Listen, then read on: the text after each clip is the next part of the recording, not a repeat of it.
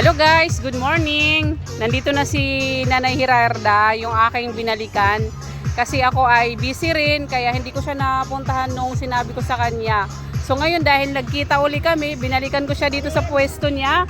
Dito sa may ng Baklaran. Ang maingay lang sa likod ko, so pinaanuhan ko siya. So ngayon, sasamahan natin si Nanay papunta doon sa kanilang bahay. Ilang taong ka na, Nay? 65. 65. Ano yung mga gusto mo, Nay? Ano yung gusto mong wish ngayong Pasko? Wow, siyempre pira. Para maka? Puhunan. Uwi ako ng Makapuhunan. probinsya. Oo, uwi ka ng Oo, probinsya. Sa February pa ako po uwi. Okay. So, sa February ka pa uuwi. So, anong tinda mo, Nay? Itlog sa chichirya po. Wala ka na bang iba dyan na itlog? Mayroon pa dun sa bahay. Tara, puntahan natin doon, Nay, para bibilhin ko yung itlog mo na yon. Tara, samahan kita papunta doon sa bahay nyo, Nay, ha? O, sige. Susunod ako sa'yo. Dito na muna kami, Nay, ha? Sige, bye-bye. Okay? Susundan natin si Nanay Gerarda sa kanyang Tulungan kita, Nay. Okay, sige. Okay, hindi naman marami yung kanyang dala-dala. Ngayon, wow. Sa busy ko, hindi ko talaga naanohan agad si Nanay, pero binalikan ko siya kagahapon hanggang ngayon. So, sasamahan niya tayo papunta doon sa kanilang bahay. Malayo pa ba, Nay? O, sige. Okay, sige. Naglalakbay kami ngayon.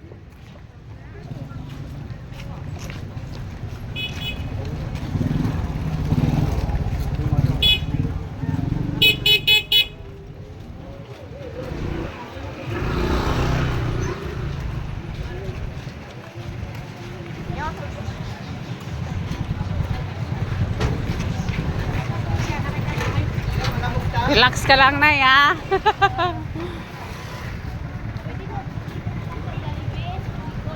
Ha? Maingay pa rin kasi, Nay.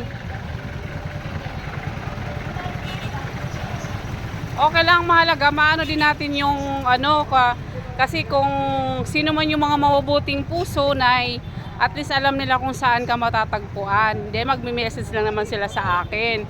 Tapos, kapag once na ganun po, kukontakin agad kita. Babalikan uli kita dito sa bahay mo. So, dito pala to sa palengke. Ano ba itong palengke, Nay? Palengke ng Baklaran. palengke ng Baklaran. Okay.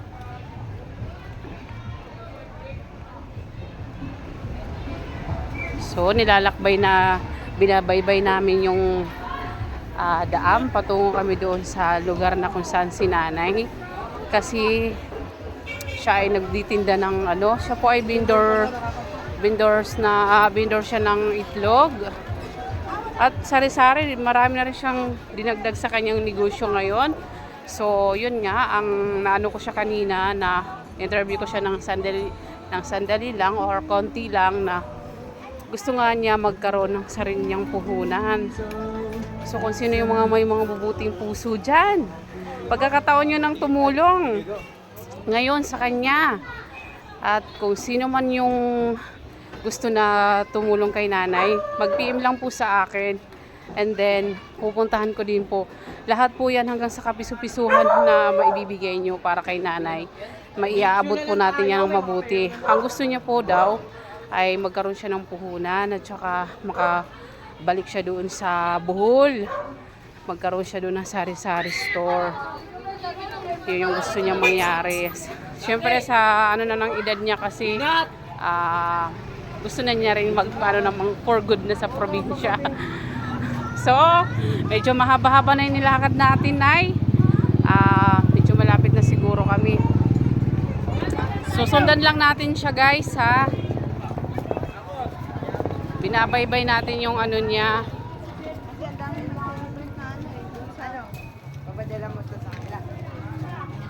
Kapatid mo pala yung aking tinatanungan.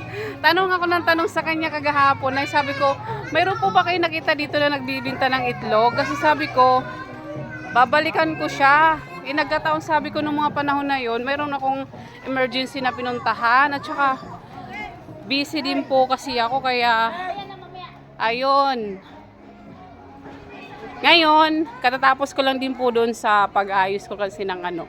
Binalikan din kita na eh. Binigyan talaga kita ng time. Ito na kasi yung binigay ni Lord para sa'yo. Ayan na, binabaybay na namin. Sa second floor.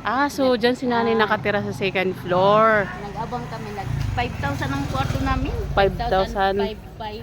5,500. Sino na yung nagbabayad ng bahay na tinitirahan mo dyan sa Yung anak ko, tsaka lang kami, naghati-hati. Naghahati-hati kayo ng anak nyo. Kaya pala.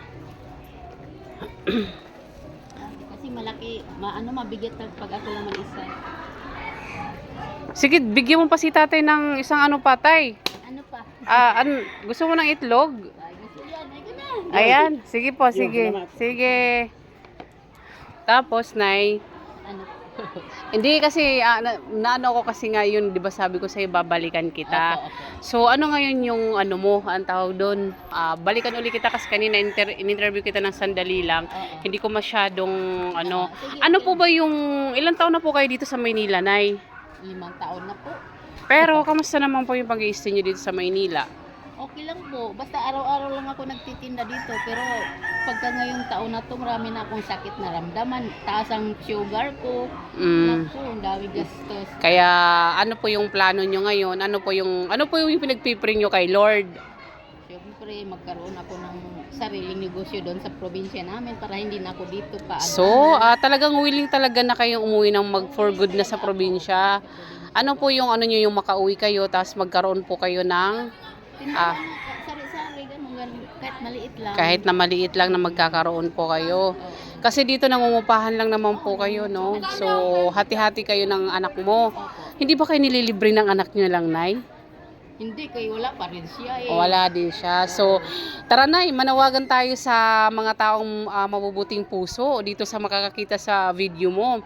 Na mananawagan tayo sa kung sino man ang mabubuting puso dyan na nandito si Nanay Gerarda. Ano apelyido niyo, Nay?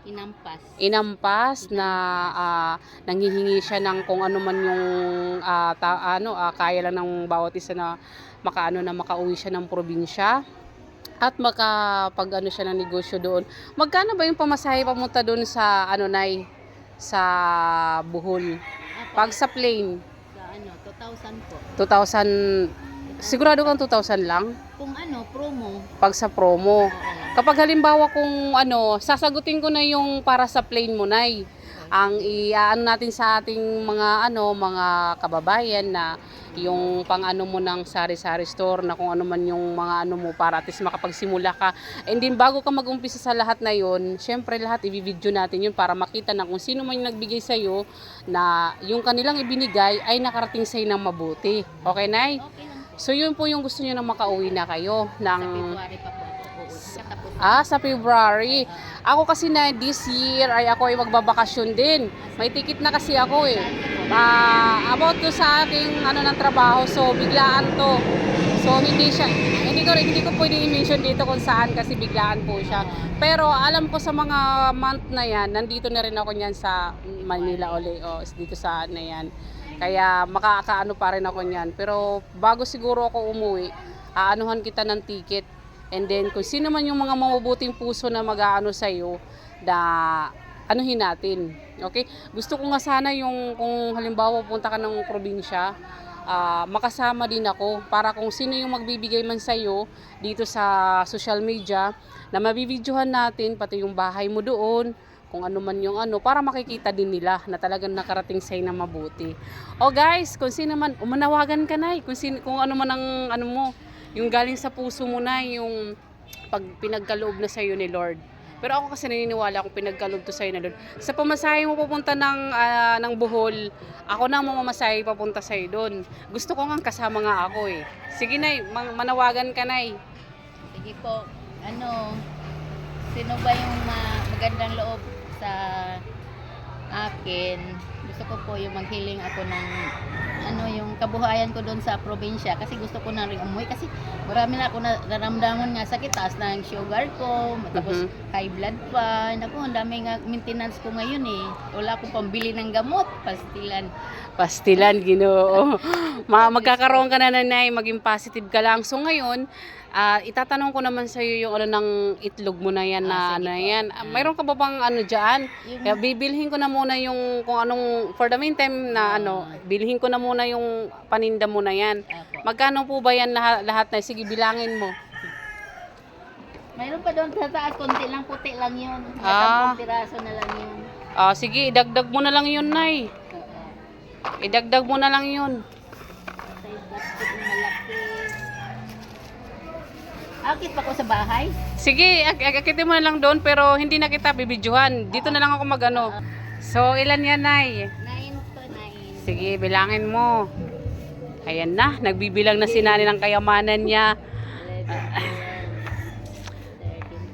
12, 13, 14. Yung kung gano kadaming zero yan, Nay, ay magkakaroon ka ng mga 0, 0, 0, 0 na may siyempre hindi lang 0, 0. Kung ilang zero man yung ibibigay sa ni Lord. Millions yan, Nay. 29. 29. So magkano yan lahat, Nay? 29 times 15. Nay, dito ka na lang kumuha, Nay. Sige na, kuha ka na. Opo, sige po. Ayan na. Maswerte sila. Hindi, okay na, Nay. Okay na, Nay. Nay, okay na. Binili ko na yan, Nay. Sige, okay na po. Okay na po. Okay na, Nay. I-ano din na, i-distribute ko din yan mamaya. Okay na yan, Nay. Sige, Nay. Dagdagan mo, Nay.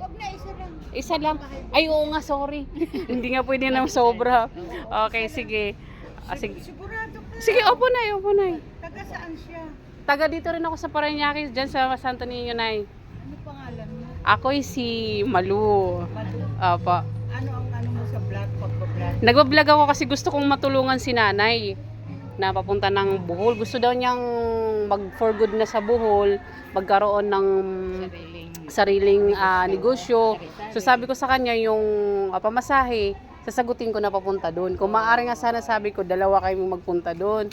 And then, yung kung halimbawa yung negosyo naman sabi ko na iano ng mabubuting puso na nandito sa sa vlog ni Nanay, di sa simula hanggang sa maliit hanggang sa malaki, makakarating yan kay Nanay. Na para ano. Gusto kong makasama sana papunta doon sa kanya kasi syempre para makita ko yung kalagayan niya doon. Tapos yung halimbawa kung kung magbibigay ng ng ang tawag doon yung mga tao kay Nanay. So at least makikita nila na talagang mayroon talaga. Mayroon talaga. Oo, mayroon talagang mabuting kinalagyan yung binigay nila para kay Nanay. Di ba, Nay? Salamat sa Lord. Salamat. Oh, sige po. Mayroon. Okay po. God bless.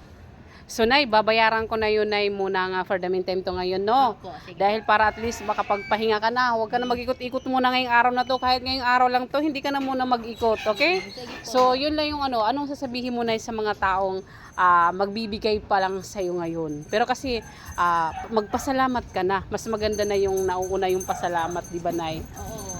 Maraming salamat sa mga tao na may taos pusong tutulong sa akin para magkaroon ako ng hanap buhay sa probinsya namin. Saka, yun, kung may gusto magbigay sa akin, okay Ako, lang yun. isa na ako doon, Nay, na mag-aano sa'yo, Nay. Mag-antaw doon ng pamasahe.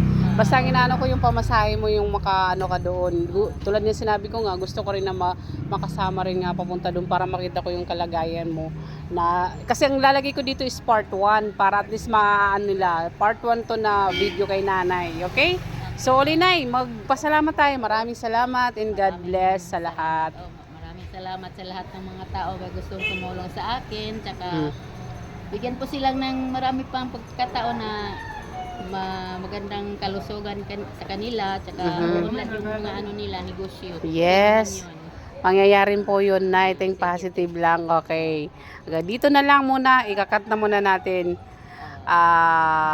See you soon naman. Bye.